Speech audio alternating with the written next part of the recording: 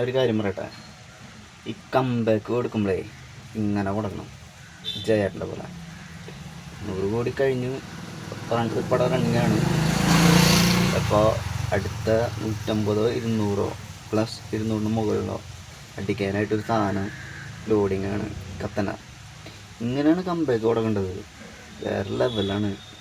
അപ്പോൾ അതിൻ്റെ ഇൻ്റർവ്യൂവിൻ്റെ ഒരു പോർഷൻ നമുക്ക് കിട്ടിയിട്ടുണ്ട് ജയേട്ടൻ്റെ. കണ്ടോട്ടാ.